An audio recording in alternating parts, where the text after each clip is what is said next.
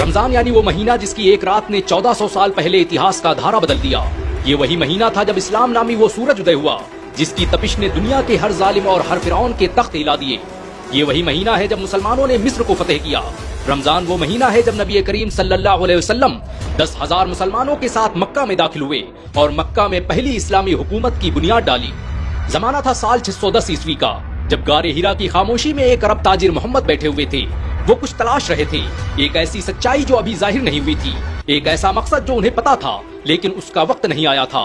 لیکن پھر ایک لمحے میں وہ خاموشی ٹوٹ گئی اور وہ سچائی ظاہر ہو گئی، اور آسمان کے پردوں کو چیرتے ہوئے ایک نور غار ہیرا میں داخل ہوا جس نے حکم دیا، پڑھو پڑھو اپنے رب کے نام سے جس نے تمہیں پیدا کیا۔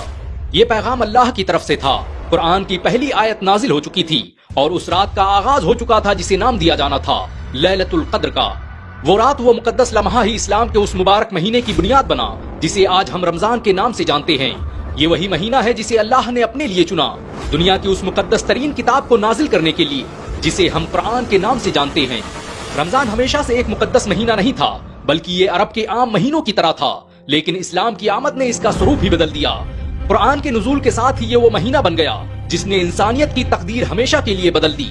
لیکن روزہ کیسے رمضان کا حصہ بن گیا، اسے جاننے کے لیے ہمیں 1400 سال پیچھے جانا ہوگا، جب مسلمان مکہ چھوڑ کر مدینہ ہجرت کر رہے تھے۔ 7ویں صدی عیسوی میں عرب ایک ایسی سرزمین تھی جہاں ظلم اور بربریت کے پہاڑ توڑے جا رہے تھے، جہاں شرک اور بت پرستی کعبہ کے منبر و محراب میں داخل ہو چکی تھی۔ حالات یہ تھے کہ مسلمانوں کو اسلام کا پرچار پرسار کرنے کی وجہ سے ظلم کا نشانہ بنایا جا رہا تھا۔ مسلمان مکہ چھوڑ کر مدینہ ہجرت کر رہے تھے۔ شروعاتی دنوں میں رمضان مسلمانوں کے لیے بھی کسی عام مہینے کی طرح ہی تھا، لیکن مکہ سے ہجرت کے بعد مسلمانوں نے جب مدینہ کو اپنی کرم استھلی بنایا تو ہجرت کے دوسرے سال ہی اللہ نے سورہ بقرہ میں حکم دیا کہ اے ایمان والو، تم پر روزے فرض کیے گئے جیسے تم سے پہلے کے لوگوں پر کیے گئے تھے۔ اس آیت کے نازل ہوتے ہی روزہ رکھنے کا وہ سلسلہ شروع ہوا جو آج تک جاری ہے۔ یہی وہ دور تھا جب رمضان المبارک کو سرکاری طور پر روزہ رکھنے کا مہینہ قرار دیا گیا۔ دنیا میں لاکھوں طوفان آئے، ہزاروں جنگ کے میدان سجے، نہ جانے کتنی بار مسلمانوں کے سامراجیہ کو مٹی میں ملا دیا گیا، لیکن مسلمان رمضان کے روزوں اور اپنی عبادتوں کے ساتھ ڈٹے رہے۔ حضرت محمد صلی اللہ علیہ وسلم نے جب ارشاد فرمایا کہ جس نے ایمان اور اخلاص کے ساتھ رمضان کے روزے رکھے اس کے پچھلے گناہ معاف کر دیے جائیں گے، تو مسلمان اور بھی شدت سے ان روزوں کا اہتمام کرنے لگے۔ اسلام سے پہلے بھی دوسرے دھرموں میں روزوں کا تصور موجود تھا۔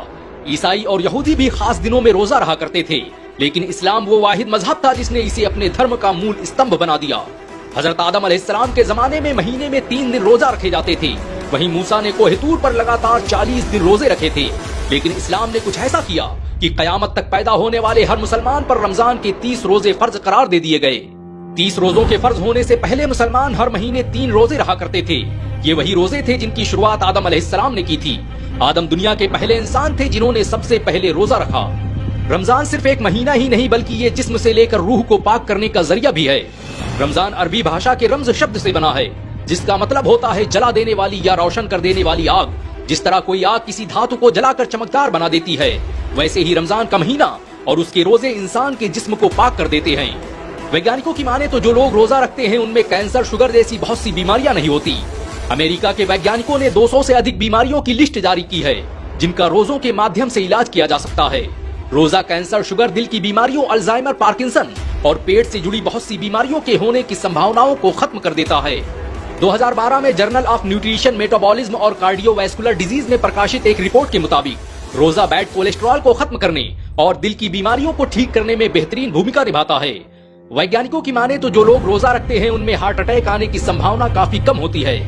رمضان کا مہینہ اور اس کے روزے انسانی خواہشاتوں اور نفس کو قابو کرنے کا ذریعہ بھی ثابت ہوئے۔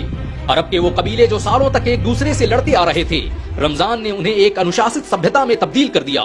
فتح مکے کے بعد رمضان ایک ایسا مہینہ بن گیا جس کی رونق دیکھتے ہی بنتی تھی۔ مکہ کے بازاروں سے لے کر مدینہ کی وادیاں ایسے سجی رہتی مانو کوئی جشن کا ماحول ہو۔ رمضان کا یہ مہینہ اور اس کے روزوں کا مقصد صرف بھوکا اور پیاسا رہنا نہیں تھا، بلکہ یہ ایک عمل تھا تاکہ انسان غریبوں اور کمزوروں کا درد محسوس کر سکے اور اپنی روح پاک کر سکے۔ روزہ نفس پر قابو پانے اور اپنے جسم کے ہر حصے پر کنٹرول پانے کی ایک پریکٹس ہے جس کا توڑ دنیا میں کسی کے پاس نہیں ہے۔ سائنس بتاتی ہے کہ جو لوگ روزہ رکھتے ہیں ان کی قوت برداشت، سوچنے سمجھنے اور دماغی صلاحیتوں میں اضافہ ہوتا ہے۔ روزہ ایک قربانی ہے جس کا مقصد انسان میں صبر کا جذبہ پیدا کر کے اسے ایک بہتر انسان بنانا ہے۔ روزے کیوں فرض کیے گئے اس کے بارے میں خود قرآن فرماتا ہے، کہ اے ایمان والو تم پر روزے فرض کیے گئے جیسے تم سے پہلے کے لوگوں پر کیے گئے تھے تاکہ تم پرہیزگار بن جاؤ۔ رمضان کی وجہ سے دنیا میں کچھ ایسی پرمپرائیں شروع ہوئی جو آج 1400 سال بیتنے کے بعد بھی جاری ہیں۔ حضرت محمد صلی اللہ علیہ وسلم نے 1400 سال پہلے جس کھجور اور پانی سے روزہ کھولا تھا آج وہ دنیا کا سب سے بہترین کھانا بن چکا ہے۔ دنیا کا ہر مسلمان چاہے وہ جس کونے میں رہتا ہو اس کھجور کے بغیر اس کا روزہ نہیں کھلتا۔ رمضان کے اس مبارک مہینے میں ہر مسلمان جو صاحب نصاب ہے اپنی کمائی کا 2.5% غریبوں میں دان کر دیتا ہے اور یہ آج دنیا کا سب سے بڑا دان بن چکا ہے۔ کسی بل گیٹس، کسی ایلون مسک، کسی امبانی میں اتنا دم نہیں کہ وہ مسلمانوں کے برابر کی سمپتی ایک سال میں دان کر دے۔ نبی کریم صلی اللہ علیہ وسلم کا ارشاد ہے کہ رمضان رحمتوں کا مہینہ ہے جس میں گناہوں کی بخشش اور جنت کے دروازے کھول دیے جاتے ہیں۔ بڑا بدقسمت ہے وہ شخص جسے رمضان کا مہینہ ملے اور وہ رمضان کے روزے نہ رکھے۔ رمضان کے روزے ایک ایسا عمل ہے جس کی نیکی کا بدلہ صرف اللہ کو معلوم ہے۔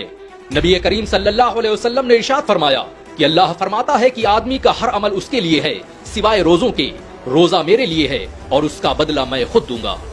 رمضان کا مقصد صرف ایک مہینے کے روزے رکھنا نہیں بلکہ زندگی کو بہتر سے بہترین بنانا ہے۔ رمضان نے دنیا کی تہذیب اور سنسکرت پر بڑے گہرے ہی اثرات مرتب کیے۔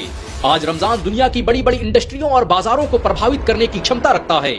صرف رمضان میں مسلمان کئی $1 ٹریلین کی رقم بازاروں میں